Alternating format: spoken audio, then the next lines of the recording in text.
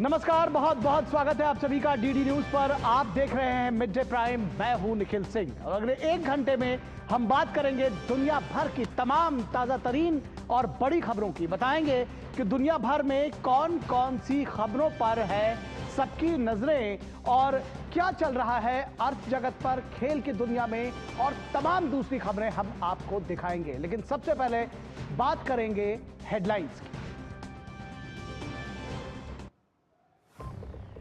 दीपावली पर प्रधानमंत्री का देशवासियों के नाम पत्र। ऑपरेशन सिंदूर, स्वदेशी, जीएसटी समेत नक्सलवाद का किया जिक्र। कहा नक्सलवाद मुक्त क्षेत्रों में पहली बार जलाए जा रहे हैं दीप।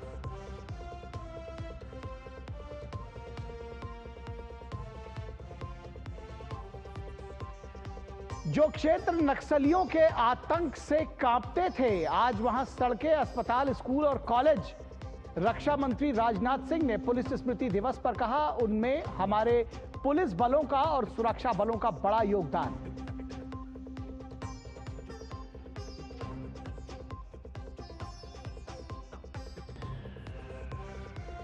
बिहार चुनाव के लिए नीतीश कुमार ने शुरू किया प्रचार अभियान। मुश्किल में महागठबंधन, 10 से 11 सीटों पर आपस में ही भिड़ंत। बीजेपी ने कसा तंज, महागठबंधन को बताया टुकड़े टुकड़े गठबंधन।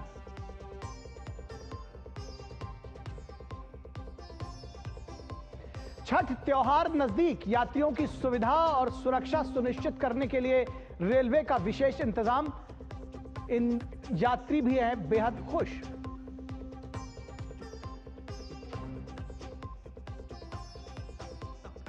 और साने ताकाइची चुनी गई जापान की पहली महिला प्रधानमंत्री मोदी ने दी बधाई। कहा वैश्विक साझेदारी को मजबूत करने की दिशा में मिलकर करेंगे काम।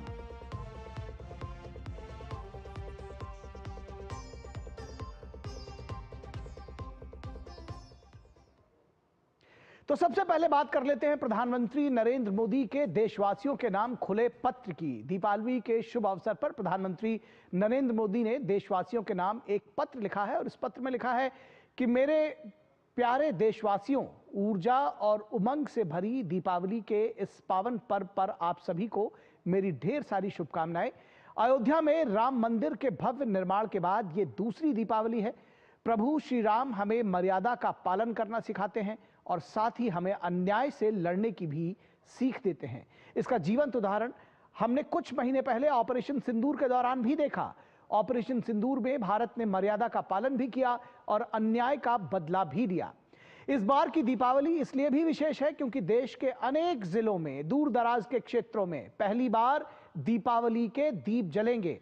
ये वो जिले हैं जहां नक्सलवाद और माओवादी आतंक को जड़ से मिटा दिया गया है। बीते दिनों में हमने देखा है कि कैसे अनेक व्यक्ति हिंसा का रास्ता छोड़कर विकास की मुख्यधारा में शामिल हुए हैं। प्रधानमंत्री ने कहा कि बीते दिनों में हमने देखा है कि कैसे अनेक व्यक्ति हिंसा का रास्ता छोड़कर विकास की मुख्यधारा में शामिल हुए हैं। उन्होंने देश के संविधान के प्रति आस्था जताई है। ये देश के लिए बहुत बड़ी उपलब्धि है, प्रधानमंत्री ने अपने पत्र में लिखा।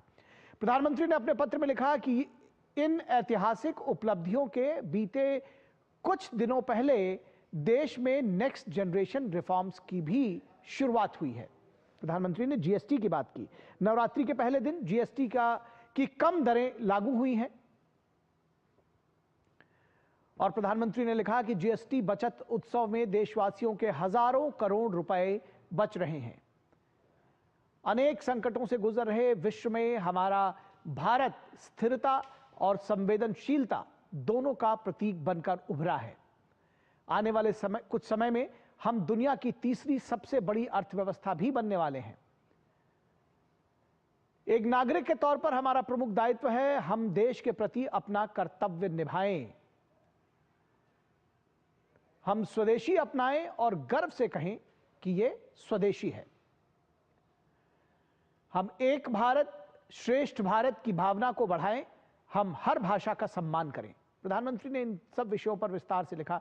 कहा कि हमें सब भाषाओं का सम्मान करना चाहिए। प्रधानमंत्री ने अपने पत्र में लिखा कि हम स्वच्छता का पालन करें, हम अपने स्वास्थ्य को प्राथमिकता दें। प्रधानमंत्री ने लिखा कि भोजन में तेल की मात्रा 10% कम करें और योग को अपनाएं। ये सारे प्रयास हमें और गति से विकसित भारत की ओर ले जाएंगे। दीपावली हमें यह भी सिखाती है कि जब एक दीप दूसरे दीप को जलाता है तो उसका प्रकाश कम नहीं होता बल्कि और बढ़ता है।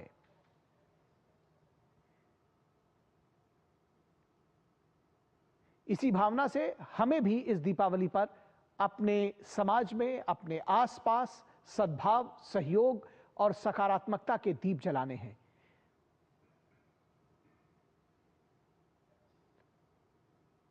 अंत में प्रधानमंत्री ने लिखा कि एक बार फिर से आप सभी को दीप पर्व की ढेर सारी शुभकामनाएं। तो इस पत्र में आपने देखा कि किस तरह से प्रधानमंत्री ने न सिर्फ तमाम जो उपलब्धियां थी उसकी बात कही, बल्कि देशवासियों को प्रेरित भी किया कि किस तरह से एक दीप से दूसरा दीप जलाएं और सद्भाव, सन्मार्ग, विकास की ओर आगे बढ़ें। और अब बात करेंगे अंतिम सांसें गिनते नक्सलवाद की। किस तरह से नक्सलवाद पर अंतिम प्रहार की तैयारी है। पुलिस स्मृति दिवस के मौके पर रक्षा मंत्री राजनाथ सिंह ने नई दिल्ली स्थित राष्ट्रीय पुलिस स्मारक पर शहीद पुलिसकर्मियों को श्रद्धांजलि अर्पित की। हर साल 21 अक्टूबर को पुलिस स्मृति दिवस मनाया जाता है क्योंकि इसी दिन साल 1959 में लद्दाख के हॉट स्प्रिंग्स में चीनी सैनिकों द्वारा किए गए हमले में भारत के 10 बहादुर जवान शहीद हो गए थे। पुलिस स्मृति दिवस पर केंद्रीय सशस्त्र पुलिस बल यानी CAPF और दिल्ली पुलिस के जवानों ने संयुक्त परेड की। पुलिस स्मृति दिवस के मौके पर 22 से 30 अक्टूबर तक कई कार्यक्रमों का आयोजन होगा। रक्षा मंत्री राजनाथ सिंह ने इस मौके पर पुलिस जवानों को संबोधित किया। रक्षा मंत्री ने यह भी कहा कि सेना और जवानों की वजह से ही देश की सुरक्षा सुदृढ़ है। इस मौके पर रक्षा मंत्री राजनाथ सिंह ने नक्सल प्रभावित इलाकों का जिक्र किया और कहा कि पुलिस बल के साहस और बहादुरी से ही नक्सलवाद अब खत्म होने की कगार पर है। तो पुलिस वालों के साहस और एक लंबे समय तक नक्सलवाद हमारी आंतरिक सुरक्षा के लिए समस्या रहा है और हमारी पुलिस, CRPF, BSF, सारी पैरामिलिट्री फोर्सेस और स्थानीय प्रशासन ने मिलकर जिस तरह संगठित तरीके से काम किया वह काबिले तारीफ है। साथियों, पिछले कई वर्षों के हमारे सम्मिलित प्रयास अब फलीभूत हो रहे हैं। पूरे देश को अब यह भरोसा हो गया है कि अगले वर्ष तक इस समस्या का नामो निशान नहीं रहेगा। भारत के जो क्षेत्र रेड कॉरिडोर के नाम से कुख्यात थे वह अब ग्रोथ कॉरिडोर में बदल रहे हैं। सरकार जो इतने परिवर्तन कर पाई है उसमें बहुत बड़ा योगदान हमारे पुलिस बलों का और हमारे सुरक्षा बलों का है।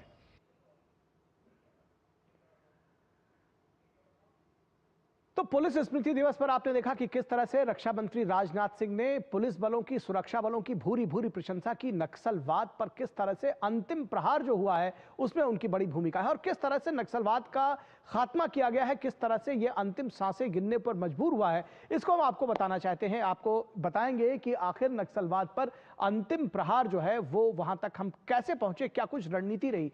दरअसल प्रधानमंत्री ने, आपने सुना होगा कि देश के नाम जो अपना पत्र लिखा प्रधानमंत्री ने, उसमें नक्सलवाद के जल्द खात्मे का भी जिक्र किया। उन्होंने जिक्र किया कि दीपावली ऐसी जगहों पर मनाई जा रही है जहां पर पहले कभी नहीं मनाई गई थी। प्रधानमंत्री ने लिखा कि देश के अनेक जिलों में, दूर दराज के क्षेत्रों में पहली बार दीपावली के दीप जलेंगे। ये प्रधानमंत्री ने कहा। ये कौन से वो जिले हैं? प्रधानमंत्री ने कहा कि ये वो जिले हैं जहां नक्सलवाद और माओवादी आतंक को जड़ से मिटा दिया गया है। यानी वहां कभी दीपावली के दीप नहीं जलते थे, उत्सव नहीं मनाए जाते थे। आज वहां पर यह परिवर्तन आया है। अनेक व्यक्ति हिंसा का रास्ता छोड़कर विकास की मुख्यधारा में शामिल हुए हैं। यह बड़ी उपलब्धि है। ये इस उपलब्धि की बात प्रधानमंत्री ने, दरअसल जो आत्मसमर्पण लगातार हो रहा है उसके विषय में प्रधानमंत्री ने कहा। इसके बाद आपने अभी सुना राजनाथ सिंह, हमारे रक्षा मंत्री, उन्होंने पुलिस स्मृति दिवस के मौके पर कहा कि जो क्षेत्र नक्सलियों के आतंक से कांपते थे, आज वहां सड़कें, अस्पताल, स्कूल और कॉलेज हैं। तो वो क्षेत्र जो है अब शिक्षा का हब बन रहे हैं। दरअसल जो कभी नक्सलियों का हब हुआ करते थे, जो क्षेत्र रेड कॉरिडोर के नाम से कुख्यात थे, वो अब ग्रोथ कॉरिडोर में बदल गए हैं। राजनाथ सिंह ने कहा, रक्षा मंत्री ने कहा कि जो पहले रेड कॉरिडोर थे वो अब ग्रोथ कॉरिडोर हो गए। वहां विकास की एक लौ जल रही है, विकास की अलग जग रही है। 31 मार्च 2026 तक देश से नक्सलवाद को जड़ से खत्म करने का संकल्प लिया गया है। यानी कि अगले वर्ष 31 मार्च तक इसको खत्म कर दिया जाएगा।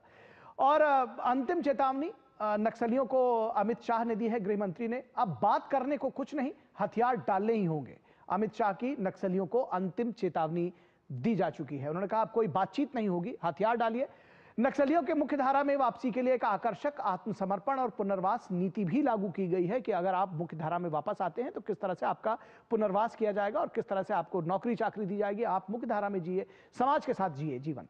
2025 में सितंबर तक 270 नक्सलियों को न्यूट्रलाइज किया गया। 2025 में सितंबर तक, यानी कि इस बार इस जनवरी से सितंबर तक 270 नक्सलियों को न्यूट्रलाइज किया गया। 680 गिरफ्तार किए गए और बड़ी संख्या में 1225 ने आत्मसमर्पण कर दिया। तो आप समझिए कि आत्मसमर्पण करने वालों की संख्या किस तेजी से बढ़ी है। पिछले एक महीने में ही 500 से अधिक नक्सलियों ने सरेंडर कर दिया है। तो 500 से अधिक लोग सरेंडर कर चुके हैं पिछले एक महीने में, और इसमें बड़े कमांडर और बड़े इनामी नक्सली वो शामिल हैं। 2 अक्टूबर 2025 को 100 से अधिक नक्सलियों का सरेंडर हुआ। 100 से अधिक नक्सलियों ने, दरअसल दशहरा पर्व था और दशहरे पर्व पर 103 नक्सलियों ने बीजापुर में सरेंडर किया। ये आपको खबर देखिए, दशहरा पर्व के अवसर पर छत्तीसगढ़ के बीजापुर में 103 नक्सलियों का आत्मसमर्पण हुआ। तो ये अपने आप में बहुत बड़ा कदम था और उसके बाद ये जो कदम उठा फिर वो रुकने का नाम नहीं लिया। 15 अक्टूबर 2025 छत्तीसगढ़ में 27 और महाराष्ट्र में 61 नक्सलियों ने अपने हथियार डाले और उसमें जो मुख्य मेन कमांडर थे वो भी शामिल थे। करोड़ों रुपए का इन लोगों के ऊपर इनाम था। और 16 अक्टूबर को छत्तीसगढ़ में 170 नक्सलियों ने आत्मसमर्पण कर दिया।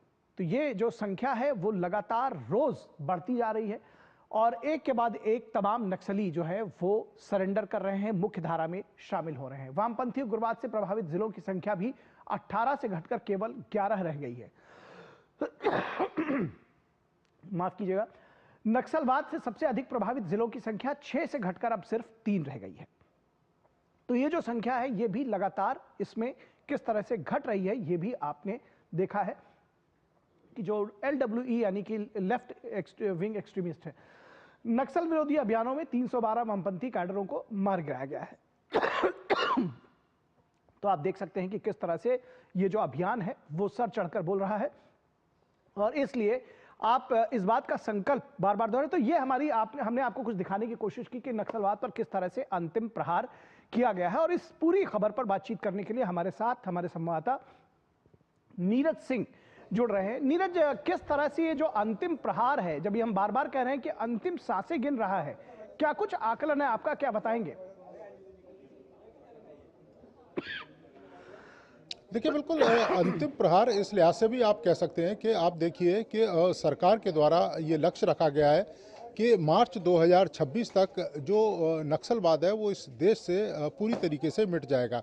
और आप देखें कि 2014 से पहले जो नक्सलवाद की जो स्थिति थी पूरे देश के अंदर, 18,000 से ज़्यादा नक्सली घटनाएं हुई थी। उसके बाद आप देखें कि पिछले कुछ एक सालों में जिस तेज़ी के साथ नक्सलवाद को ख़त्म करने के लिए काम किया गया, केंद्र सरकार के द्वारा पुनर्वास की जो योजनाएं हैं वो वहां तक पहुंचाई गई और विकास और विश्वास, इन 2 शब्दों के आधार पर तमाम कार्य किए गए। यानी कि जो स्थानीय ग्रामीण लोग थे जो नक्सलवाद की खासतौर से सबसे ज़्यादा चपेट में आते थे, उनको एक विश्वास दिलाया गया कि केंद्र सरकार की जो तमाम योजनाएं हैं उनके फ़ायदे के लिए चलाई जा रही हैं और अगर वो मुख्य धारा में आते हैं तो उसका लाभ ले सकते हैं। विकास की जो डोर उन इलाकों में नहीं पहुंचती थी वो डोर पहुंचाई गई। स्कूल कॉलेज खुले, बैंक खुले, अस्पताल वहां पर खोले गए।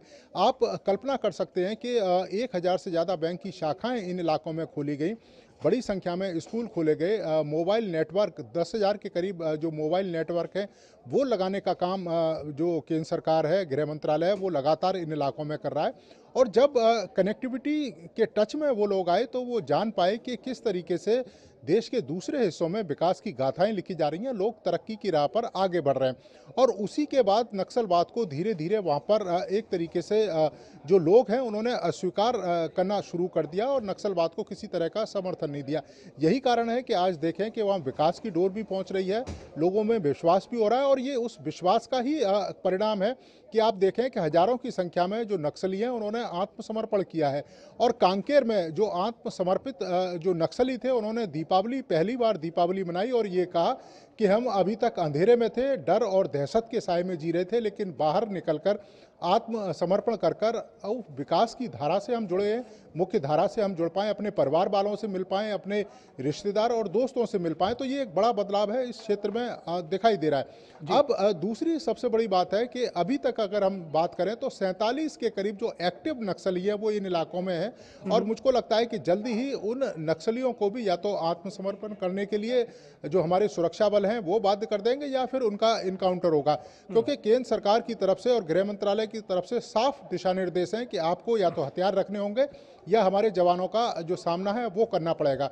आप देखें BSF, ITBP, CRPF, cobra battalion, ये तमाम ऐसी फोर्सेस हैं जो इन इलाकों में न केवल नक्सलियों का सफाया कर रही हैं बल्कि विकास की डोर को दूर इलाकों तक भी पहुंचा रही हैं, और जिसका फायदा वहाँ के ग्रामीण इलाके के और खासतौर से नक्सल प्रभावित इलाके के लोगों को हो रहा है, और वो धीरे धीरे अब मुख्य धारा में आ रहे हैं और नक्सलियों का किसी भी तरीके से समर्थन नहीं कर रहे हैं। तो ये एक बड़ा बदलाव है जो देखने को मिल रहा है, जो कह सकते हैं ना कि जो रेड कॉरिडोर था अब वो ग्रोथ कॉरिडोर के रूप में धीरे धीरे बदल रहा है, जो नक्सल का हब था वो एजुकेशन हब में बदल रहा, तो ये बड़ा बदलाव है। और उसको देखकर लगता है कि आने वाले मार्च 2026 तक देश से नक्सलवाद का जो नाम है पूरी तरीके से नीरज, क्या आप हमें सुन पा रहे हैं?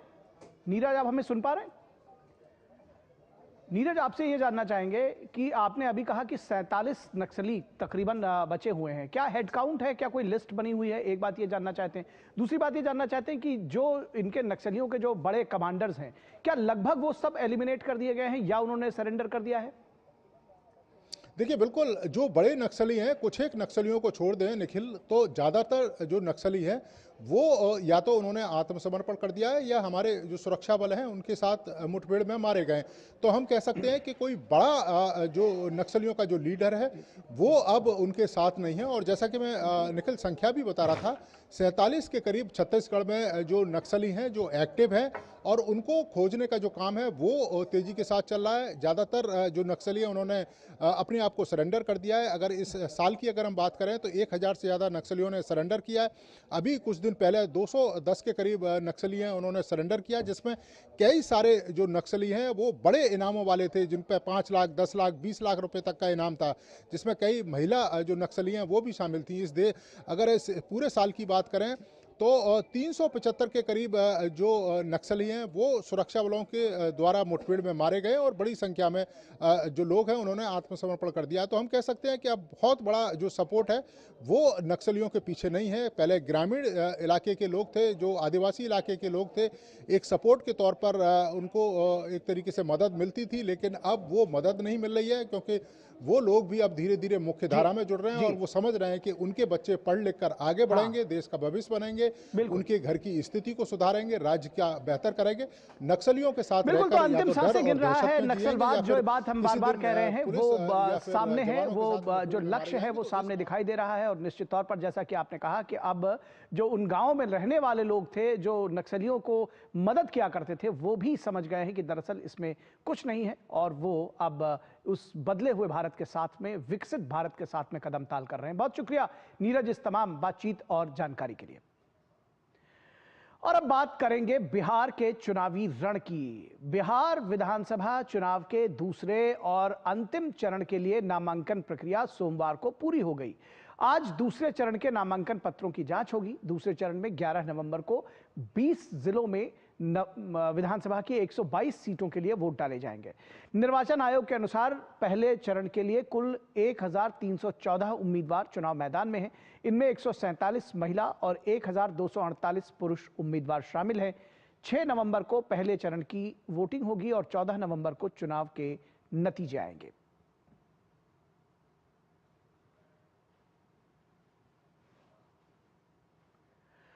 और बिहार विधानसभा चुनाव के लिए मतदान पहले चुनाव आयोग ने चुनावी विज्ञापन के प्रकाशन को लेकर जरूरी निर्देश जारी किया है। आयोग ने स्पष्ट किया है कि कोई भी राजनीतिक दल, उम्मीदवार या संगठन मतदान के दिन और उसके एक दिन पहले किसी भी अखबार में विज्ञापन प्रकाशित नहीं कर सकेगा, जब तक कि उस विज्ञापन की पूर्व स्वीकृति राज्य या जिला स्तर की मीडिया प्रमाणन एवं निगरानी समिति से प्राप्त न हो।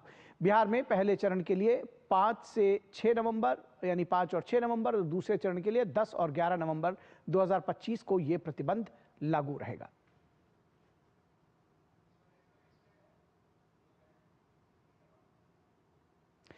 तो आपने देखा कि बिहार चुनाव को लेकर चुनावी प्रक्रिया जहां जारी है, चुनाव आयोग अपने जो सारे कर्तव्य है वो कर रहा है, जिस तरह से इस चुनाव को आगे बढ़ाना चाहिए वो सारी चीजें आगे बढ़ रही हैं। तो वहीं पर एनडीए नेता और प्रत्याशी चुनाव प्रचार में जुट गए हैं। महागठबंधन में सीट शेयरिंग को लेकर उलझन खत्म होने का नाम नहीं ले रही है। कई सीटों पर आरजेडी, कांग्रेस और मुकेश सहनी की पार्टी आमने सामने है। तो ये सारा सिनेरियो, पॉलिटिकल सिनेरियो लोगों के सामने है। महागठबंधन में मची सिरफुटौल पर जेडीयू नेता राजीव रंजन ने कहा है कि महागठबंधन जैसे किसी गठबंधन का अस्तित्व अब नहीं बचा है। लगभग 15 सीटों पर इंडी दलों के जो दल है वो आपस में ही उनके बीच घमासान दिखाई दे रहा है। मुकेश सहनी जैसे नेताओं के अस्तित्व पर संकट का समय शुरू हो चुका है। महागठबंधन जैसे किसी गठबंधन का अस्तित्व तो नहीं बचा है। अब लगभग 15 सीटों पर इनका आपस में घमासान है और मुकेश सहनी जैसे नेताओं के लिए तो निसंदेह ये एक जो लंबी लंबी बातें वो कर रहे थे, खुद के लिए अस्तित्व संकट का समय शुरू हो गया। उनके ना करने के बाद उनके भाई ने नामांकन किया था, लेकिन लालू जी के पत्र के बाद भी राजद के उम्मीदवार का नामांकन रद्द नहीं हुआ है। तो स्पष्ट है कि जिस सीट पर मुकेश सहनी लड़ना चाहते थे उस सीट पर भी राजद का उम्मीदवार उनके खिलाफ लड़ेगा। और कमोबेश पूरे बिहार में, चाहे वो लेफ्ट के लोग हों, वीआईपी के लोग हों, राजद के लोग हों, कांग्रेस के लोग हों, एक दूसरे के खिलाफ लड़ेंगे। नेता तय नहीं है, जो बैगेज है जंगल राज का वो उनके साथ है और भ्रष्टाचार के अनेक बड़े मामले चल रहे हैं लालू जी पर और तेजस्वी यादव पर। यह मुकाबला एक तरफा है। और महागठबंधन में मचे इस घमासान पर भाजपा के राष्ट्रीय प्रवक्ता शहजाद पूनावाला ने कहा है कि महागठबंधन ने 243 सीटों पर 255 उम्मीदवार उतारे हैं। इसका मतलब है कि कम से कम 10 से 11 सीटों पर एक दूसरे के खिलाफ चुनाव लड़ेंगे। सोचिए 243 सीट्स पर महागठबंधन ने 255 कैंडिडेट्स उतारे। इसका मतलब कि कम से कम 9, 10, 11 सीटों पर ये एक दूसरे के खिलाफ लड़ेंगे और कहते हैं फ्रेंडली फाइट। भाई कुश्ती और मस्ती, कुश्ती और दोस्ती साथ में कैसे हो सकती है? और फाइट कर रहे तो फ्रेंड कैसे हैं? तो इसका मतलब साफ है, जो लोग टिकट बंटवारे में एक नहीं हो सकते, सीट शेयरिंग में एक नहीं हो सकते, क्या बिहार की उन्नति प्रगति के लिए एक हो सकते हैं? और अब तो हमने देखा है कि केवल पिता बनाम पुत्र नहीं, भाई बनाम भाई नहीं, भाई बनाम बहन नहीं, पार्टी के भीतर भी इनके सिटिंग विधायक, कांग्रेस के हो या आरजेडी के हो, टिकट बेचने का आरोप लगा रहे हैं और कांग्रेस के प्रवक्ता उसको मान भी रहे। तो इसका मतलब साफ है कि ये टुकड़े टुकड़े अलायंस बन चुका है। तो ये बीजेपी का कहना है कि टुकड़े टुकड़े अलायंस हो चुका है। उसको कह रहे हैं कि अब महागठबंधन जैसी कोई चीज नहीं रही क्योंकि इनमें गठबंधन नहीं बचा है। तो कुल मिलाकर देखा जाए तो महागठबंधन में महायुद्ध अगर तो गलत नहीं होगा। हमारे संवाददाता कुमार आलोक इस पूरी खबर पर बातचीत करने के लिए पटना से हमारे साथ जुड़ रहे हैं। सबसे पहले तो आज के दिन का चुनाव प्रचार किस तरह से चुनावी रंग है, ये सारी जानकारी तो आप हमको देंगे ही कुमार आलोक, लगातार आप इसको कवर कर रहे हैं। लेकिन साथ ही साथ ये भी हमको बताइए कि ये जो महागठबंधन की रार है वो दरअसल बहुत ज्यादा इस जिसको कहते हैं कि बिहार के सियासी रण में इसी का शोर है, क्योंकि अब आपस में उनका जिसको कहते हैं तालमेल नहीं हो पाया है। तो कितना नुकसान हो रहा है और किस तरह से इसको जनता देख रही है?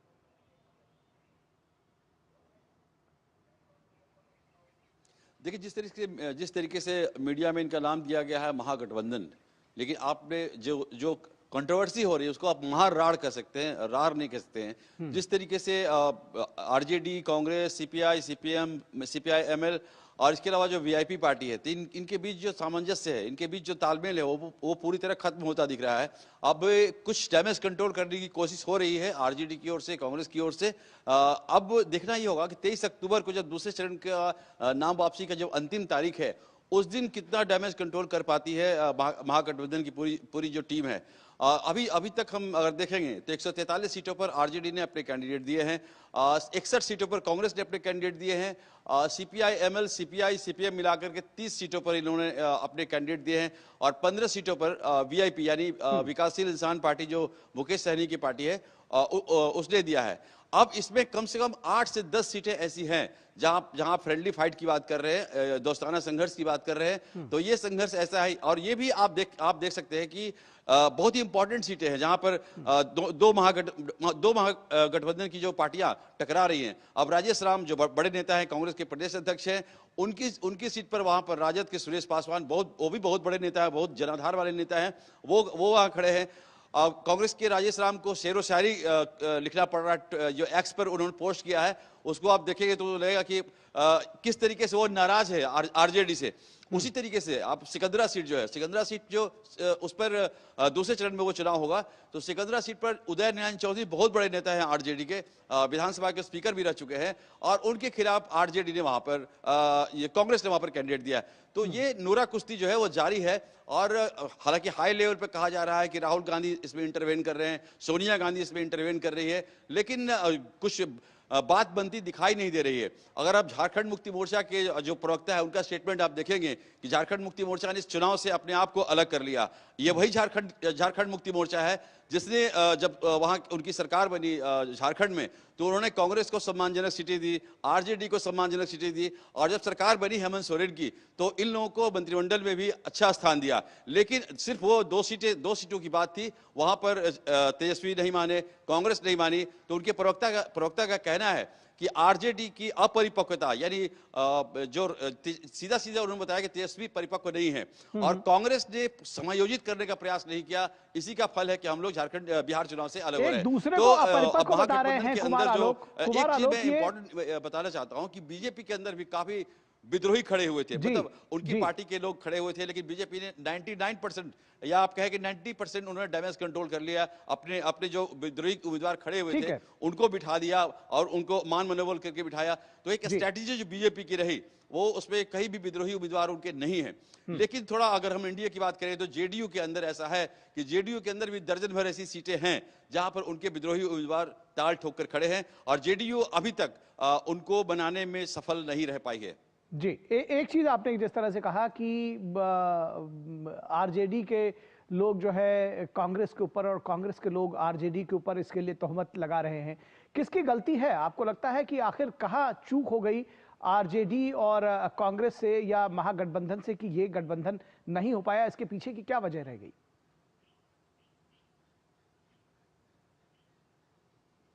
देखिए, वजह काफी हो सकती है, लेकिन आप अफाक अहमद की अगर बात सुनेंगे, आप कस्बा से वो सिटिंग एमएलए थे कांग्रेस के और उन्होंने जिस तरीके से आरोप लगाए हैं, उन्होंने जब एक ऑडियो वायरल हुआ है, उस वायरल ऑडियो में वो कह रहे हैं कांग्रेस अध्यक्ष से कि भाई मेरा टिकट क्यों काट दिया गया। उन्होंने कहा, तो उस ऑडियो वायरल में कहा है उन्होंने कि नहीं मैंने टिकट नहीं काटा, मैंने तो सीईसी में आपका सिंबल को ये वेरीफाई करते हुए हमने ऊपर बढ़ा दिया। आप अल्लाहबारू जी से बात कीजिए, कृष्णा अल्लाहबारू जो कांग्रेस के प्रभारी हैं, तो उनका कहना है, अफाक अहमद का कहना है कि नहीं उनका स्विच ऑफ आ रहा है, मोबाइल स्विच ऑफ आ रहा है। तो फिर उन्होंने सवाल किया कि पप्पू यादव कौन होते हैं कांग्रेस में, क्योंकि जो अफाक आलम का टिकट जो कटा है उनकी जगह पर इरफान आलम को दिया गया टिकट। तो माना जा रहा है कि इरफान आलम जो है पप्पू यादव के आदमी है। तो उनका सवाल है कि पप्पू यादव कांग्रेस में क्या है, तो उन्होंने कांग्रेस अध्यक्ष बोलते हैं कि मुझे नहीं पता। तो ये एक पैसे का जो खेल हुआ और वो अफाक आलम बाद में कहते हैं कि राहुल गांधी वोट चोरी के खिलाफ पूरे वोटर अधिकार यात्रा निकालते हैं, लेकिन यहां पर तो कांग्रेस में टिकट चोर बैठे हैं। ये मैं नहीं कह रहा हूं, ये कांग्रेस का जो कैंडिडेट, जो सिटिंग कैंडिडेट था कस्बा से, वो कह रहा है कि कांग्रेस वोट चोर की बात करते हैं और खुद टिकट चोर है। तो ये ऐसी जो आरजेडी के अंदर भी आरोप लग रहे हैं, टिकट बेचने का आरोप लग रहा है। आरजेडी के अंदर, कांग्रेस के अंदर तो ज्यादा टिकट बेचने का आरोप लग रहा है। लेकिन अगर मैं बात करूं वामपंथी पार्टियों की, तो वहां पर ऐसी स्थिति नहीं है टिकट बेचने का। वीआईपी पर भी आरोप लग रहा है, जो विकासशील इंसान पार्टी है। अब जहां तक हम कांग्रेस और वामपंथी पार्टियों की बात करें तो वामपंथी पार्टी बछवाड़ा सीट जो पिछली बार सीपीआई बहुत ही कम सीटों से वो कम मतों से वो सीट हारी थी और 600 के लगभग मतों से वो हारी थी, लेकिन वहां पर कांग्रेस ने आरजेडी ने अपना कैंडिडेट दे दिया बोगो सिंह, जो एक बाहुबली है बोगो सिंह, वहां मटिहानी से तो इस तरह से तमाम सारी सीटें हैं जहां आमने सामने लड़ रहे हैं। जी, एक तरह से आप देखें कि जी दरअसल जो आपने एक और प्रश्न उठाया कि जो ये बेचने वाला, आपने देखा होगा अभी 1-2 दिन पहले लालू प्रसाद यादव के घर के सामने एक प्रत्याशी थे, वो कुर्ता फाड़ कर जार रोते हुए नजर आए, तो और वो ये भी कहते रहे कि 2 करोड़ 70 लाख रुपए हमने दिए हैं। तो ये वोट चोरी से ज्यादा अब ये टिकट चोरी पर आ गया है। और ये सबसे खास बात है कि जो बिहार की जनता है वो इस पूरे राजनीतिक प्रहसन को देख रही है। बहुत शुक्रिया इस बातचीत के लिए कुमार आलोक। और सासाराम विधानसभा क्षेत्र से राजद प्रत्याशी सत्येंद्र शाह की गिरफ्तारी पर जेडीयू के राष्ट्रीय कार्यकारी अध्यक्ष संजय झा ने कहा है कि इसी तरह के लोगों को आरजेडी ने टिकट दिया है, उनकी संस्कृति नहीं बदली है। 15 साल तक उनकी पार्टी में ऐसे ही लोग थे जिनकी वजह से दुनिया भर में हमें खुद को बिहारी बताने में शर्म आती थी, और आज भी इसी तरह के लोग उनकी पार्टी में हैं।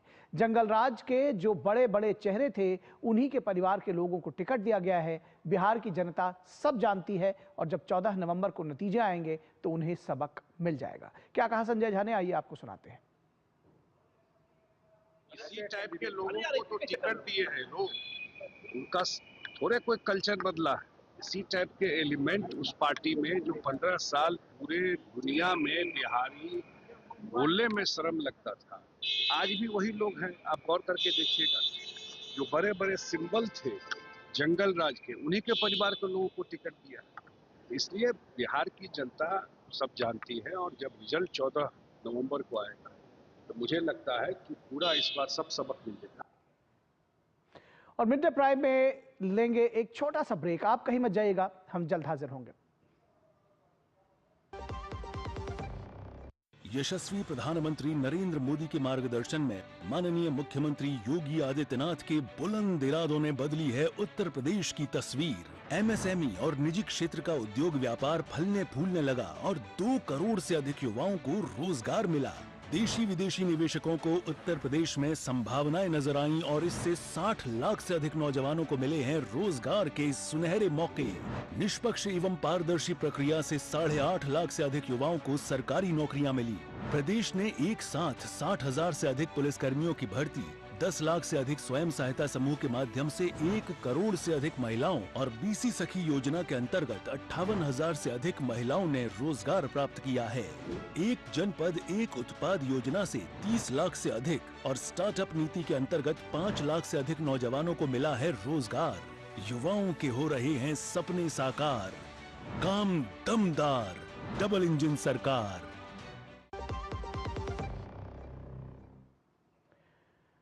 ब्रेक के बाद एक बार फिर आप सभी का स्वागत है और अब बात करेंगे छठ त्योहार की और बात करेंगे एक रेलवे की तैयारियों की। छठ त्योहार, रेलवे है तैयार। छठ पर बड़ी संख्या में लोग अपने घर जाते हैं और इस दौरान ट्रेनों में भीड़ कई गुना बढ़ जाती है। ऐसे में छठ पर घर जा रहे लोगों की सेवा में भारत सरकार लग गई है। भारतीय रेलवे त्योहारों के मौके पर 12,000 विशेष ट्रेनें चला रही है। यात्रियों को सुखद यात्रा अनुभव प्रदान करने के लिए 12 लाख से अधिक रेलवे कर्मचारी 24 घंटे समर्पित रहते हुए काम कर रहे हैं। इस दौरान रेल मंत्री अश्विनी वैष्णव ने भी रेलवे बोर्ड के वॉर रूम का दौरा किया और हर स्थिति की समीक्षा की। विशेष ट्रेनों में अब तक 1 करोड़ से ज्यादा लोगों ने यात्रा की है। त्योहार के इस दौरान रेलवे ने अतिरिक्त टिकट काउंटर लगाए हैं। इसके साथ ही पेयजल के साथ यात्री प्रबंधन को सुव्यवस्थित किया गया है।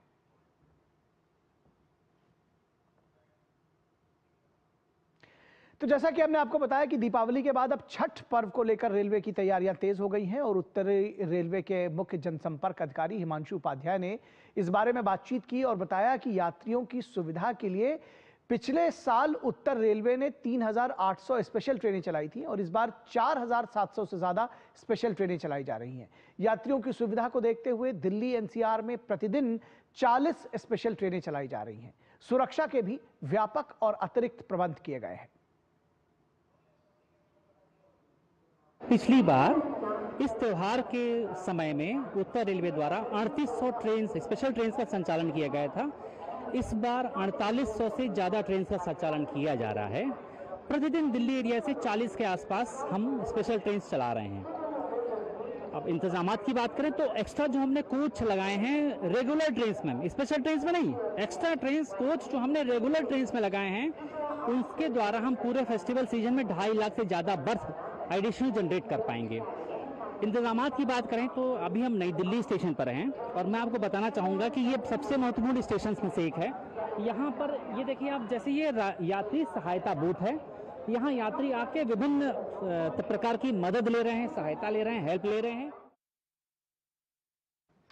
तो ये तो हुई सरकार की और रेलवे अधिकारियों की बात। अब रेलवे की तरफ से जो सुविधाएं दी जा रही है उस पर यात्रियों का क्या कहना है, आइए उनको भी सुनते हैं। बहुत सुविधा मिला है जी। अच्छा। बहुत पुलिस वाले सब बहुत सुविधा दिया है, पानी का, बैठने का, सब करके टिकट चेक करके टिकट काटने को सुविधा मिला है। अच्छा। फिर ट्रेन में बिठा के बहुत सुविधा से हम जाएंगे। तो आप खुश है रेल प्रशासन से? एकदम खुश है। इस तरह से चलेगा तो पूरा पब्लिक खुश रहेगा। यहाँ की व्यवस्था बहुत बढ़िया है सर जी, कोई दिक्कत नहीं, प्रशासन बहुत बढ़िया से व्यवस्था था, कोई दिक्कत नहीं। तो लाइव तस्वीरें भी आपको दिखाएंगे, अपने संवाददाताओं के साथ इसका जायजा भी लेंगे कि किस तरह से रेलवे की तैयारियां हैं, क्या कुछ कह रहे हैं यात्री। लेकिन रुकेंगे एक छोटे से ब्रेक के लिए। दर्शकों आप कहीं मत जाइएगा, जल्द हाजिर होंगे।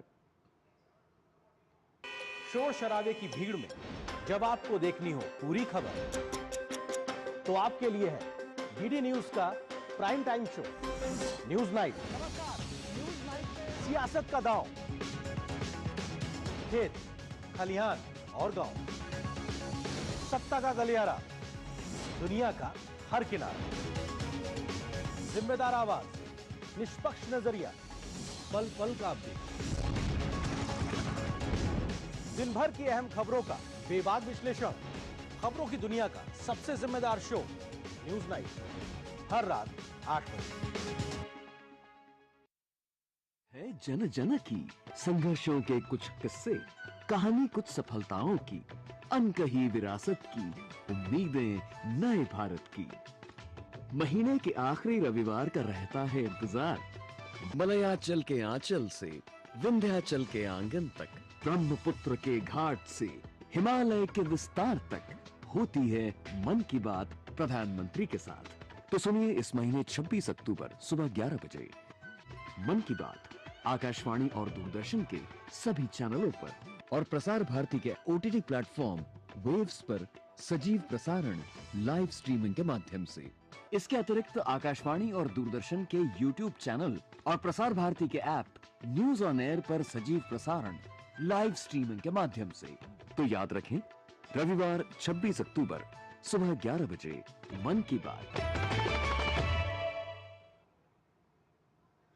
स्वागत है आपका ब्रेक के बाद। जैसा कि हमने आपको बताया कि किस तरह से रेलवे ने छठ पर्व को देखते हुए व्यापक तैयारियां की है, 12,000 स्पेशल ट्रेनें चलाई हैं। दिल्ली में क्या है इसकी तैयारियां, इसके लिए हमारे साथ संवाददाता निशांत राय और पटना से क्या कुछ तैयारियां हैं मधुरेश हमारे संवाददाता जुड़ रहे हैं। मधुरेश से सबसे पहले बात करेंगे और मधुरेश आपसे जानना चाहेंगे कि क्या कुछ रेलवे की तरफ से तैयारियां हैं, क्योंकि छठ पर्व को लेकर के हम अक्सर देखते थे इसके पहले तक, कुछ साल पहले तक, कि दरअसल ट्रेनों का बुरा हाल हो जाता था। स्पेशल ट्रेनों की संख्या नगण्य रहती थी, लेट चलती थी वो, और उसमें भी जिसको कहते हैं कि तिल रखने की जगह नहीं होती थी, यात्रियों का बुरा हाल होता था। अब क्या जानकारी आप देंगे, किस तरह से तैयारियां हैं और क्या कुछ चल रहा है रेलवे में और क्या स्पेशल तैयारियां की गई हैं?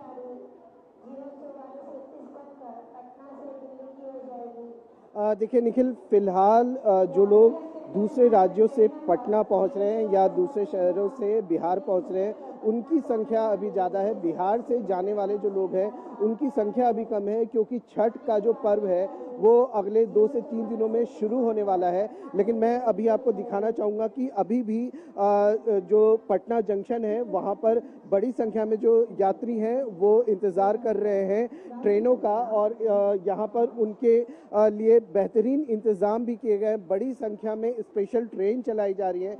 इसके साथ ही पटना जंक्शन के फ्रंटल एरिया में 2 होल्डिंग स्पेस का निर्माण किया जा रहा है, जहां पर यात्री जो है वो वहाँ से टिकट भी खरीद सकते हैं। इसके साथ ही जो वेटिंग एरिया है वो भी निर्माण किया जा रहा है, जबकि पीछे की तरफ भी एक वेटिंग एरिया का निर्माण किया जा रहा है, ताकि जो यात्री पीछे की तरफ से पटना जंक्शन से बाहर निकले या उस साइड से प्लेटफॉर्म की तरफ उस तरफ से अगर उन्हें ट्रेन पकड़ना हो तो उन्हें किसी तरह की परेशानी ना हो। और हमारे साथ में पटना जंक्शन के स्टेशन डायरेक्टर भी मौजूद हैं, इनसे और हम जानकारी भी ले सकते हैं कि क्या व्यवस्था रेलवे कर रही है इस बार यात्रियों के लिए।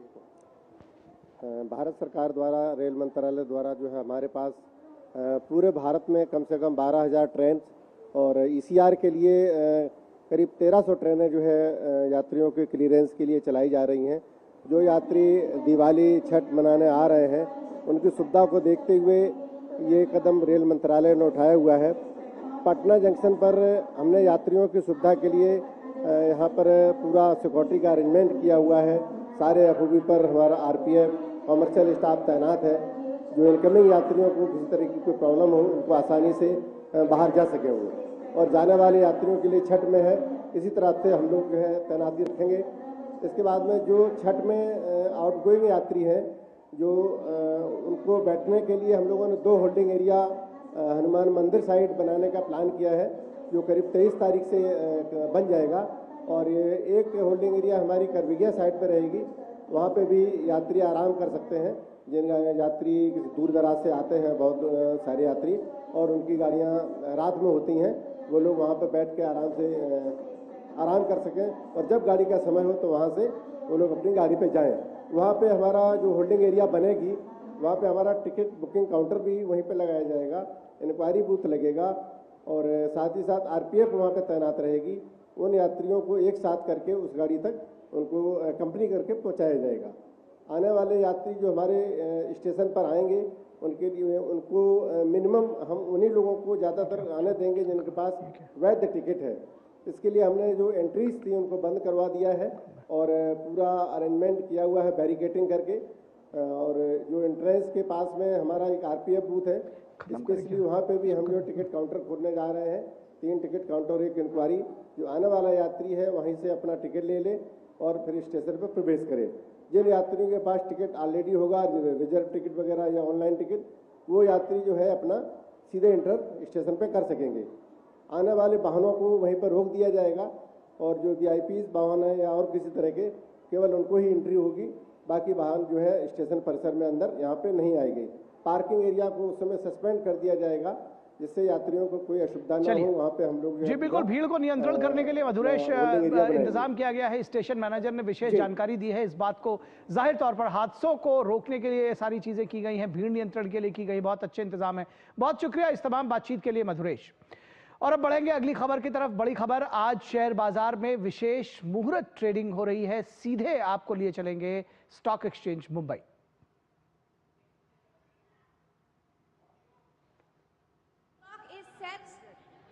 As on the screen, we're going to start. Together we're going to shout and welcome this wonderful, auspicious moment. And here we go. 10, 9, 8, 7, 6, 5, 4, 3, 2, 1.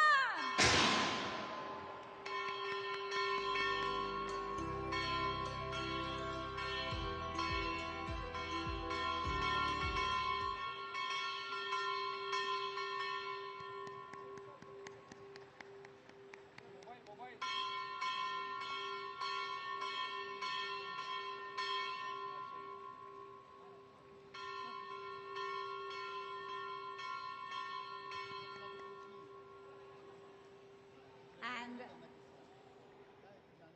with that, yes, we'll have a photo op.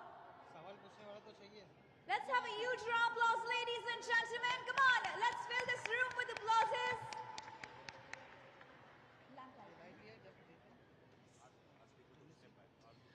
I request to please take your seats as we are moving towards the lamp lighting ceremony. I request all the dignitaries on the stage to please proceed towards the lamp on your left. I request the dignitaries to please proceed towards the left for the lamp lighting ceremony. And I request everyone in the audience to please take your seats right away.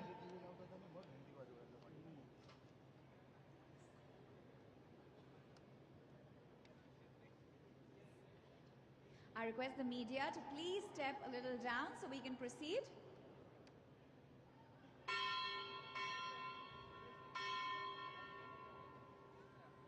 Thank you. पर 1 घंटे के लिए खुला रहेगा share बाजार 1:45 से 2:45 तक।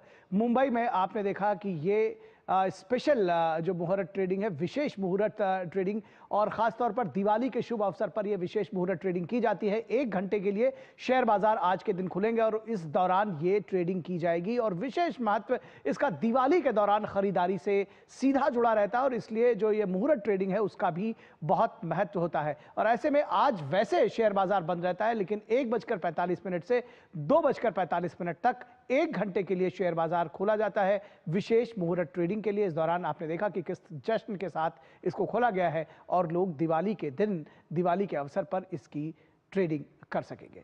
यहां एक छोटे से ब्रेक के लिए रुकेंगे और ब्रेक के बाद जब वापस आएंगे तो अपनी पिछली स्टोरी पर, जिस पर हम आपको बता रहे थे कि किस तरह से रेलवे ने व्यापक तैयारियां की हैं छठ त्योहार को लेकर के, उस पर हम बातचीत को आगे बढ़ाएंगे। हमने आपको दिखाया था कि पटना में किस तरह से स्टेशन मैनेजर के हवाले से आपको दिखाया था, अपने संवाददाता ने बताया था कि किस तरह से रेलवे ने व्यापक तैयारियां की हैं भीड़ नियंत्रण की भी, क्योंकि पिछले दिनों आपने देखा था कि जो हादसे थे उनको नियंत्रित करना बेहद जरूरी था। तो उसके लिए इस बार विशेष तैयारियां की गई हैं। क्या कुछ इंतजाम दिल्ली से किए गए हैं, ये आपको दिखाएंगे अपने संवाददाता निशांत राय के साथ ब्रेक के बाद।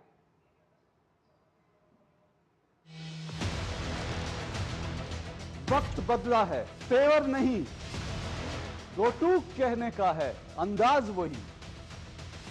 न फेक एजेंडा की बिसात, न झूठ का जाल, सिर्फ तथ्य, तर्क और तीखे सवाल। देखिए मेरे साथ 2 टूक, सोमवार से शुक्रवार रात 10 बजे सिर्फ डीडी न्यूज पर। की भीड़ में जब आपको देखनी हो पूरी खबर, तो आपके लिए है डीडी न्यूज का prime time show news night. सियासत का दांव, खेत, खलिहान और गांव, सत्ता का गलियारा, दुनिया का हर किनारा, जिम्मेदार आवाज, निष्पक्ष नजरिया, पल पल का अपडेट, दिन भर की अहम खबरों का बेबाक विश्लेषण, खबरों की दुनिया का सबसे जिम्मेदार शो न्यूज नाइट, हर रात 8 बजे। है जन जन की संघर्षों के कुछ किस्से, कहानी कुछ सफलताओं की, अनकही विरासत की, उम्मीदें नए भारत की। महीने के आखिरी रविवार का रहता है इंतजार। मलयाचल के आंचल से विंध्याचल के आंगन तक, ब्रह्मपुत्र के घाट से हिमालय के विस्तार तक होती है मन की बात प्रधानमंत्री के साथ। तो सुनिए इस महीने 26 अक्टूबर सुबह 11 बजे मन की बात आकाशवाणी और दूरदर्शन के सभी चैनलों पर और प्रसार भारती के OTT प्लेटफॉर्म वेव्स पर सजीव प्रसारण लाइव स्ट्रीमिंग के माध्यम से। इसके अतिरिक्त आकाशवाणी और दूरदर्शन के YouTube चैनल और प्रसार भारती के ऐप न्यूज ऑन एयर पर सजीव प्रसारण लाइव स्ट्रीमिंग के माध्यम से। तो याद रखें, रविवार 26 अक्टूबर सुबह 11 बजे मन की बात। स्वागत है आपका ब्रेक के बाद, और अब बात करेंगे दिल्ली में छठ से पहले तैयारियां जोर शोर से चल रही हैं। छठ घाटों का निर्माण अंतिम चरण में है। यमुना किनारे छठ व्रतियों की भारी जमावट के मद्देनजर तैयारियों को पुख्ता स्वरूप दिया गया है। तो ये जो खबर है ये भी हम आपको दिखाएंगे, लेकिन उससे पहले हम आपको ले चलेंगे नई दिल्ली रेलवे स्टेशन की। हम बात कर रहे थे किस तरह से वहां की तैयारियां हैं, क्योंकि रेलवे ने भी व्यापक तैयारियां की हैं। और रेलवे स्टेशन से हमारे संवाददाता निशांत राय जुड़े हुए हैं। निशांत, आप बताइए क्या कुछ तैयारियां नई दिल्ली या जो बाकी के जो यहाँ के रेलवे स्टेशन हैं दिल्ली के, उनके लिहाज से क्या कुछ की गई है, और ये भी जानना चाहेंगे कि भीड़ नियंत्रण के लिए खास तौर पर क्या कुछ किया गया है। देखिए, बिल्कुल अगर बात की जाए तो नॉर्दर्न रेलवे ने एक बेहतर तैयारी जो है वो की है जो धरातल पर नजर आ रही है। इस समय मैं नई दिल्ली रेलवे स्टेशन पर मौजूद हूँ और एक बार कैमरा पर्सन से कहना चाहूँगा कि जो अनारक्षित टिकट के लिए काउंटर्स बनाए गए हैं उसके लिए ये जो दरवाजा है इसके माध्यम से जो अनारक्षित टिकट वाले हैं, रिजर्व कैटेगरी के लोग यहाँ से आते हैं और उनको सामने इस तरीके से लाइन लगाकर क्रमबद्ध, ताकि भीड़ ना हो, और उनको धीरे धीरे करके आगे की ओर भेजा जाता है और एक एक करके जो स्पेशल ट्रेनें चलाई जाती हैं उन लोगों को उन ट्रेनों तक पहुंचाया जा रहा है। इसमें आरपीएफ की बात की जाए या रेलवे के अन्य जो विभागीय अधिकारियों की बात की जाए, वो यहाँ पे स्टेशन पे बड़ी संख्या पे नजर आ रहे हैं और अपने काम को बहुत बेहतर तरीके से करने का प्रयास कर रहे हैं ताकि किसी भी यात्री को किसी भी प्रकार की तकलीफ ना हो। और पूरी तरीके से कहा जा सकता है कि जो नॉर्दर्न रेलवे की अगर मैं बात करूं तो 4700 ट्रेनें इन त्योहारों में चलाने की बात की गई थी और आज जब हमारी सीपीआरओ से बात हो रही थी तो उन्होंने बताया कि बहुत सारे यात्री दिवाली तक अपने गंतव्य तक पहुंचे हैं और आने वाले समय में लगभग 500 से ज़्यादा की संख्या में स्पेशल ट्रेन डिमांड को रखते हुए और चलाई जा सकती है ताकि यात्रियों को किसी भी प्रकार की असुविधा ना हो।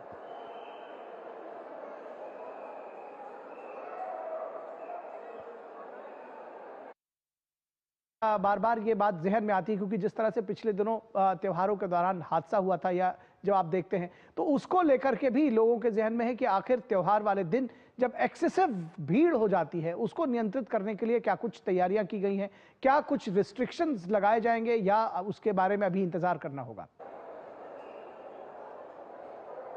देखिए, त्योहारों को लेकर रेल मंत्रालय पिछले 1.5 महीने से काफी सजग रहा है और हमने देखा है पिछले दिनों में खुद रेल मंत्री जो है धनतेरस के दिन जहां पर मैं खड़ा हूं नई दिल्ली रेलवे स्टेशन पर आए, उन्होंने यहां पर दौरा किया और उस दिन पीक सीजन था रेलवे का, लाखों की संख्या में यात्री नई दिल्ली रेलवे स्टेशन और नॉर्दर्न रेलवे का उन्होंने इस्तेमाल किया था अपने गंतव्य तक जाने के लिए। इसके अलावा उसके अगले दिन वो आनंद विहार रेलवे स्टेशन गए, वहां पर उन्होंने तैयारियों का जायजा लिया। कल वॉर रूम में वो गए जब त्योहार का ये दिन था और आज की अगर बात की जाए तो नॉर्दर्न रेलवे के जीएम खुद पुरानी दिल्ली रेलवे स्टेशन जा रहे हैं, यानी कि मंत्री से लेकर आला अधिकारी पूरी तरीके से मुस्तैद नजर आ रहे हैं ताकि लोग अपने जो पर्व है उनको आसानी से मनाने के लिए अपने गंतव्य स्थान अपने घरों तक जा सके। और छठ की अगर बात की जाए तो पूर्वी उत्तर प्रदेश, बिहार, झारखंड में बहुत ही धूमधाम से मनाया जाता है, जिसके चलते उसकी तैयारियां फिलहाल रेलवे की ओर से पूरी कर ली गई है। बिल्कुल, रेलवे की ओर से पुख्ता तैयारियां देखी जा सकती हैं। आप भी लगातार ये तैयारियों का जायजा आपने लिया, आपने हमारे दर्शकों तक इसको साझा किया, इसके लिए बहुत धन्यवाद निशांत राय। तो मधुरेश और निशांत ने दिखाया कि किस तरह से रेलवे ने तैयारियों का इंतजाम किया है। हम आपको ये भी बता दें कि दिल्ली के छठ घाटों की भी व्यापक तौर पर तैयारियां की गई, उसकी सफाइयां जारी है, उससे जुड़ी हुई खबरें भी हम आपको लगातार दिखा रहे हैं। और अब बात करते हैं जापान की, जहां साने ताकाइची जापान की पहली महिला प्रधानमंत्री चुन ली गई हैं। ये जापान की संसद के लिए ऐतिहासिक दिन है क्योंकि पहली बार कोई महिला प्रधानमंत्री के रूप में शपथ ग्रहण करेगी। जापान के सत्तारूढ़ लिबरल डेमोक्रेटिक पार्टी की नेता साने ताकाइची ने निचले सदन में हुए मतदान में जीत हासिल की है और इसी के साथ उनका जापान का प्रधानमंत्री बनने का रास्ता साफ हो गया है। जल्द ही साने ताकाइची जापान की प्रधानमंत्री के तौर पर शपथ लेंगी। प्रधानमंत्री नरेंद्र मोदी ने साने ताकाइची को जापान की प्रधानमंत्री चुने जाने पर बधाई दी है। प्रधानमंत्री नरेंद्र मोदी ने सोशल मीडिया प्लेटफॉर्म एक्स पर पोस्ट किया कि साने ताकाइची को जापान की प्रधानमंत्री चुने जाने पर हार्दिक बधाई। मैं भारत जापान विशेष रणनीतिक और वैश्विक साझेदारी को और मजबूत करने के लिए आपके साथ मिलकर काम करने को उत्सुक हूं। हमारे गहरे होते संबंध हिंद प्रशांत और शांति, स्थिरता और समृद्धि के लिए अत्यंत महत्वपूर्ण है।